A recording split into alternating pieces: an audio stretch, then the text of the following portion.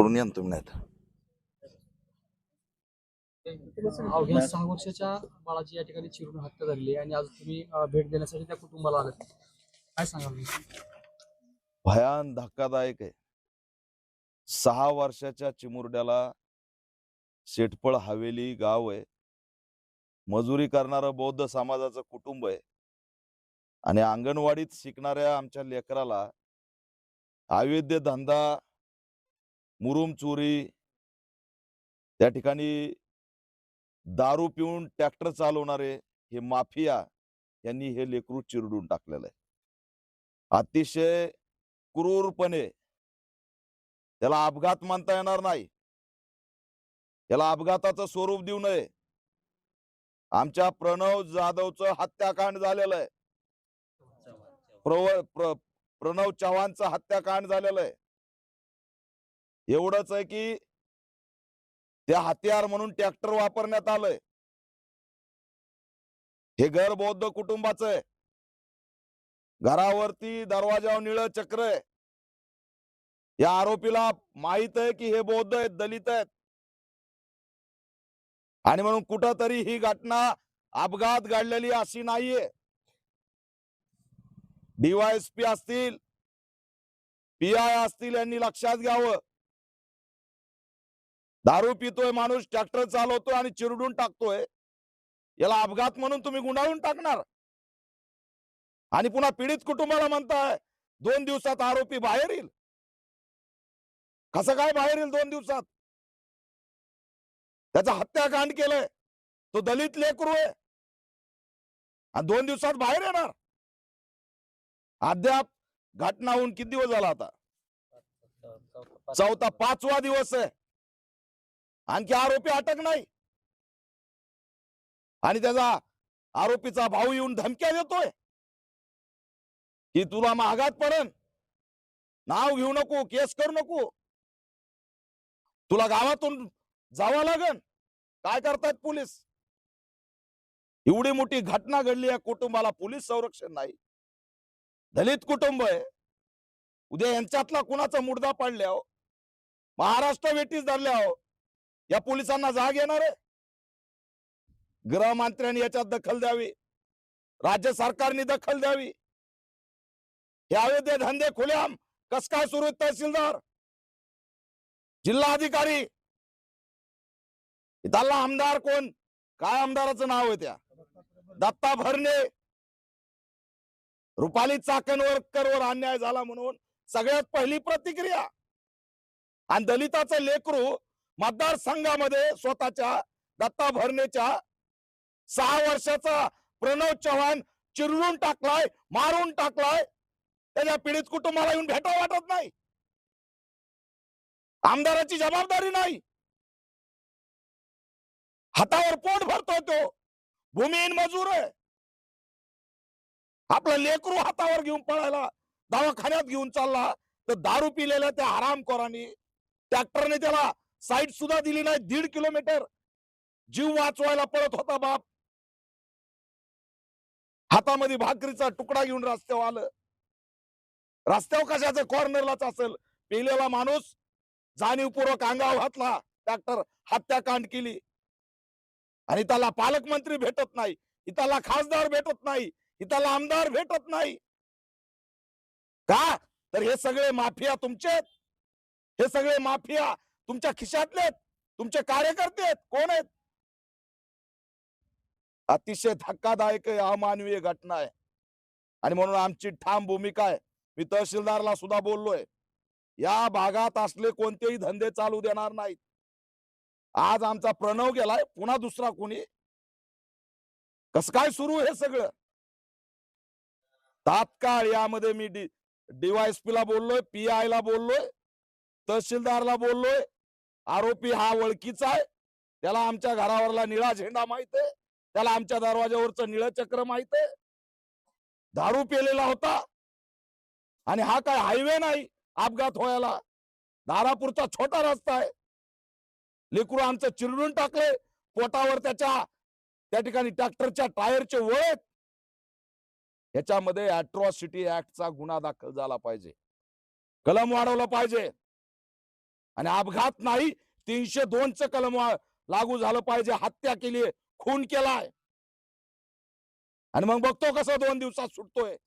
कलम लावायचे नाहीत आणि 2 दिवसात सुटतो म्हणून सांगायचं. काय मानसिकता झालीये मुलाच्या बापाची. लेकरू हातावर मेलंय आणि न्याय मिळत नाही.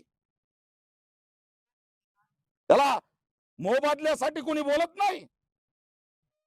आणि म्हणून यात तात्काळ अॅट्रॉसिटी ऍक्ट अंतर्गत गुन्हा दाखल होऊन सामाजिक न्याय विभागाच्या माध्यमातून त्या ठिकाणी या कुटुंबातील एका सदस्याला शासकीय नोकरी मिळाली पाहिजे आणि उद्याची उद्या तहसीलदार जिल्हाधिकाऱ्यांनी येऊन तातडीची मदत केली पाहिजे. आणि एवढंच नाही, या कुटुंबाला 25 लाखाची मदत सुद्धा झाली पाहिजे. हातावर पोट भरणारं कुटुंब उद्ध्वस्त करून टाकलं. काय आई बापाला आता इथून पुढे त्या लेकराला हातावर गेलं, त्यांना कसं वाटत असेल त्यांच्या जीवाला. संवेदना राहिलेल्या नाहीत. आणि म्हणून या घटनेची दखल गृहमंत्र्यांनी, अनुसूचित जाती जमाती आयोग आणि थोडी जरी दत्ता भरणे, थोडी जरी मानवता असेल ना, संवेदनशीलता, तर या परिवाराला भेटायला. दलितांचे मतं लागतात, गाडीला निळा झेंडा लागतो, त्यावेळेस आम्ही चालतो. पण जेव्हा आमचे मुर्दे पडतात, अरे लहान लेकरू 6 वर्षाचं लेकरू तरी समजून घ्या. 6 वर्षाचं लेकरू तरी समजून घ्या आणि या इथं या कुटुंबाला भेटा. काय कमीपणा होणार आहे? कोणता प्रोटोकॉल आहे? द्या आदेश. कोण मुरुमवाले होते? बेकायदेशीर काम सुरू आहेत सर्रासपणे. कुणाच्या आशीर्वादाने सुरू आहेत? आम्हाला काढायला वेळ लागणार नाही. दत्ता भरणे जर कुटुंबाला न्याय मिळाला नाही, इथल्या एसपींना सांगतोय, तात्काळ जर आरोपीच्या मुसक्या आवळल्या नाही आणि जर आम्हाला मोबदला मिळाला नाही, तर त्या ठिकाणी तहसीलवर सुद्धा तीव्र स्वरूपाचं मोर्चा काढून त्या ठिकाणी निळा एल्गार काय असतो ते दाखवल्याशिवाय आम्ही शांत बसणार नाहीत. खूप संवेदनशील प्रकरण आहे. एवढं काय लेकरू आहे आमचं, सांगा ना तुम्ही. एवढं निरागस लेकरू संपवलं आणि दारू पितात 24 तास आणि मोकाटेत 4-5 दिवस झालं. नाही, गरीबाच्या लेकराची किंमतच नाही, दलितांच्या लेकराची किंमतच नाही. ते चिरडून मेलं काय, तडफडून मेलं काय? गरीबाचं लेकरू आहे ना. अतिशय वेदनादायी आहे. इथल्या लोकप्रतिनिधी, सरपंच तरी आलाय का तुमच्याकडे? सरपंच आले तिथले, त्यांचं स्वागत आहे. इथले बाकीचे लोकप्रतिनिधी कुठे आहेत? खासदार नाही, आमदार नाही. अरे मानवता आहे का नाही? वाईट वाटतंय. एवढ्या लांबून मी येतोय आणि मतदारसंघातला आमदार येत नाही, तहसीलदार आणखी आला नाही, डीवायएसपी आलेले नाहीत, एसपी आलेले नाहीत, जिल्हाधिकारी आलेले नाहीत. बघितलं नाही कुठून का आणतेत, कुठे आहेत हे लोक, काय अवैध धंदा आहे ते सुद्धा बघितला नाही, कुटुंबाची परिस्थिती बघितली नाही. हे वेदनादायी आहे. राज्यव्यापी करणार, एकालाही सोडणार नाही. Pranav Chavan, justice for Pranav Chavan. अपघात नाही, ऍक्सिडेंट नाही, मर्डर आहे, हत्या आहे, जातीवाद आहे आणि धमक्या देणारा सुद्धा इशारा देतोय. त्याला जर पोलिसांनी लवकर ताब्यात नाही घेतलं ना, तर मग आंदोलनातून आम्हाला राज्यभर तीव्र स्वरूपाचे पडसाद या ठिकाणी आंदोलनाच्या माध्यमातून उमटल्याशिवाय राहणार नाही. इशारा आहे. कोण धमक्या देणार? पोलीस संरक्षण द्या. हे निरागस लेकरू, आता 1 लेक 2च लेकरं होते, हे दोघं आता 3 जणच राहिलेत. संपवा आम्हाला, एकाला संपवा. खुलेआम जर धमक्या येत असतील तर काय राहिलं? ही घटना आमच्या इंदापूरच्या तालुका अध्यक्ष नितीन सरोदे हे इथं भेटून गेले. पत्रकार या भागातले सर्व या घटनेला वाचा फोडली म्हणून समजली, नाही तर ही घटना सुद्धा कळाली नसती. आणि म्हणून या घटनेचा आम्ही निषेध करतो आणि प्रणव चव्हाणला न्याय देण्यासाठी रस्त्यावरच्या संघर्षाचा एल्गार पुकारतो. लवकरात लवकर त्या ठिकाणी अॅट्रॉसिटीचे कलम वाढले पाहिजेत. पीडित कुटुंबाला मदत झाली पाहिजे आणि प्रणव चव्हाणला न्याय मिळाला पाहिजे, यासाठी आम्ही या ठिकाणी बंड पुकारतोय.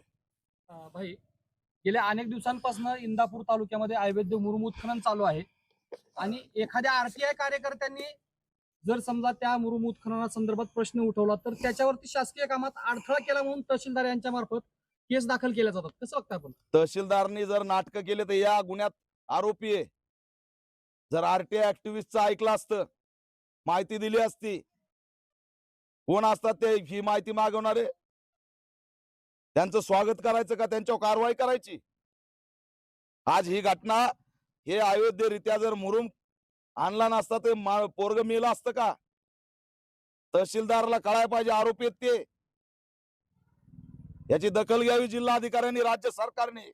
एखाद्या पत्रकारांनी किंवा आरटीआय कार्यकर्त्यांनी ज्या ठिकाणी मुरुम उत्खनन चालू आहे त्या ठिकाणाहून घटनास्थळाहून जर तहसीलदारांना फोन केला तरी लवकर फोनही रिसिव्ह केला जात नाही आणि उलट त्यांना पत्रकारांना असं सांगितलं जातं की तुम्हाला काही कामं आहेत का? कसं बघता? नाही, हे सगळं त्यांच्याच आशीर्वादाने सुरू आहे आणि त्यांचेच धंदे येत. मग एकतर यांना आमदार खासदाराचा दबाव आहे, नाहीतर हे वाटे करीत, दुसरं काही नाही. शेतफळ हवेली गावातील ही पहिली घटना नाहीये. हे मागच्या 3-4 वर्षापूर्वी अशीच घटना या गावामध्ये घडली होती, पण ते हत्याकांड नव्हतं. तर संपूर्ण गावाने मिळून एका दलित तरुणाला चेंबून असं लाता घालून मारलं होतं. तो आक्रोश पाहून पूर्ण महाराष्ट्र कळवळत होता. चव्हाण परिवारातलाच एक तरुण होता. नवरात्राच्या उत्सवामध्ये त्या तरुणाला मारहाण केली होती आणि त्याच्यानंतर आज दुसरी घटना घडते. कुठतरी जातीवाद या गावामध्ये पसरतोय. म्हणून मी सांगितलं ना, आमच्या दरवाजावर निळा झेंडा आहे, निळा अशोक चक्र आहे. याला अपघात म्हणू नका, जातीय प्रकरण आहे, 100% जातीय प्रकरण आहे. अपघात होऊ शकत नाही. एवढूशा रस्त्याला त्याला काय धडक बसली? त्याच्यामुळे त्या सगळ्या अँगलनी चौकशी झाली पाहिजे. आम्हाला याच्यात दुसरं काही बोलायचं नाही. आमच्या कुटुंबाला न्याय द्या. सामाजिक सलोखा तो भाग वेगळा झाला, पण ह्या ज्या प्रवृत्ती आहेत, ह्या प्रवृत्ती ठेचल्याच पाहिजे, त्यांना सोडता कामा नये. आज प्रणवचे आई वडील म्हणतायत तो जो आरोपी आहे तो आमदारांचा जवळचा कार्यकर्ता आहे. खरंच या कुटुंबाला न्याय मिळेल? कुणी असला तरी इथं गय नाही. पॅन्थरची एंट्री झाली, दत्ता भरणेंना माहित आहे पॅन्थर काय असतोय. या इंदापूरला आणि पश्चिम महाराष्ट्राला चांगलं माहिती पॅन्थर काय असतोय. कार्यकर्ता कुणाचाही असो, त्याला सुट्टी नाही. आमदार आणि बिमदार आमच्या पुढे कुणीच नाही, लक्षात ठेवा. समाजावर आलंय आणि समाजावर आल्यावर कोणताच मायचा लाल आमच्या पुढे येत नाही ना, आम्ही त्याला सोडत नाही. आता आपण बऱ्याच दिवस राज्यामध्ये फिरताय, अनेक अन्याय आणि अत्याचार वाढलेले आहेत. याची संख्या जास्त वाढली असं वाटतंय का तुम्हाला? भरपूर संख्या वाढली, अफाट वाढली. 1972ला जो दलित पॅन्थरनी जन्म घेतला, ती घेण्याची पुन्हा वेळ आलेली आहे. अॅट्रॉसिटी झाली तर क्रॉस केसेस, 12 बलात्कार एका दिवसात दलितांवरती, हत्याकांडाची शृंखला वाढली. रोज मी फिरतोय, एकटा लढतोय, अफाट अत्याचार वाढलेत. आणि पुन्हा 1972 सारखं आम्हाला समाजासाठी धरठोकची भूमिका घ्यावी लागते की काय? आता आम्ही पुढचं नियोजन आखतोय. आज प्रणव जाऊन 6-7 दिवस झालेत. 12 तारखेला दुःखद घटना घडली. आज प्रणव तुमच्यामध्ये नाहीये, कसं बघताय? मला असं म्हणजे रात्रीचं झोप लागत नाही, दिवसभर असं म्हणजे आज 5 दिवस झालं अन्नाचा कण सुद्धा असा शिव वाटत नाही. पण एक वेळी विचार केला तर असं बसलं तरी पण असा डोक्यात विचार येतोय की इकडून येतं का तिकडून येतं. असं पडदिशी मला असं मी त्याला एक असं 5 मिनिटं असं लांब जाऊ दिलेलं नाही. पण आज 5 दिवस झालं माझं बाळ माझ्यापाशी नाही. राज्यातील महत्त्वाच्या आणि आपल्या भागातील ताज्या बातम्या पाहण्यासाठी आजच आमच्या विश्व 24 न्यूज चॅनलला यूट्यूबवर सबस्क्राईब करा आणि बेल आयकॉन प्रेस करा.